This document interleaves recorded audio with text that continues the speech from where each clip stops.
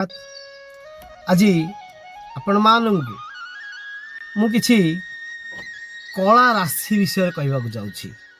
जहाँकि आमे माने हुए तो ज्ञात सार आम जाचे बा किए किए जान नथिबे आपण मानू कही रखे ये अज्ञानता कारण आमे माने ये जो कला राशि लाभ उठे पारना कहीं ना आमे जानिने जे कौन करने द्वारा ये कला राशि प्रभाव रे आमर घर नकारात्मक शक्ति हो कि आम जीवन रे बहुत जो खराब समय आसूची पहुँचुची एसबू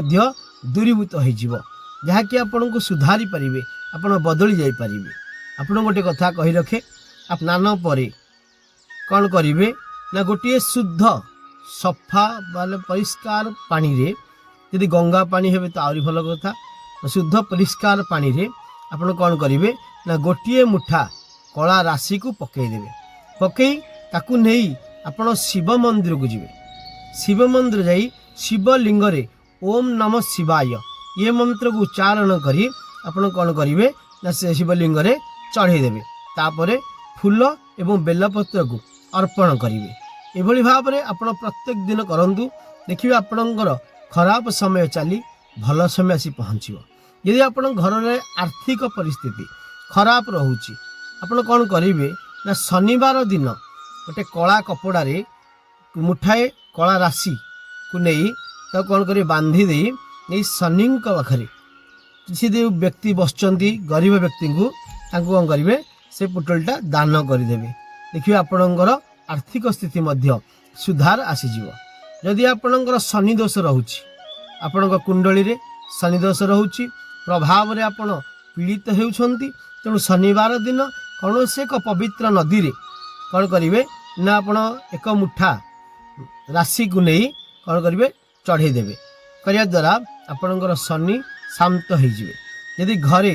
देखुंत विभिन्न प्रकार समस्या गृह अच्छी माने तो समस्या निहत भाव थी विभिन्न प्रकार समस्या आपण घर आसी रोचे आपण कौन करेंगे ना क्षीर रे किछि मात्रा क्षीर नेबे से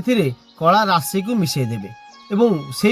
क्षीर और राशि मिश्रित पानी को क्षीर को नहीं आप कौन करेंगे ना अस्वस्थ गछरे मूल चढ़ेदेवे यह करने द्वारा आप को शनिवार दिन करेंगे बोले तो शनिवार दिन ये कार्य करेंगे जहाँ करने द्वारा आपंकर बहुत फायदा आसो जहाँ भी समस्या थी आपणकर दूरीभूत होदी आप कुंडली रे कालसर्प जोग रोचे पितृदोष रोचे ये संबंधित विभिन्न प्रकार समस्या आसी पहुँचुची ताले आपण कला राशि को दान करंतु यह द्वारा आपन को बहुत फायदा मिलिबो। दर्शक बंधु आम चैनल को सब्सक्राइब करंतु ए वीडियो टी को लाइक करंतु। जय जगन्नाथ।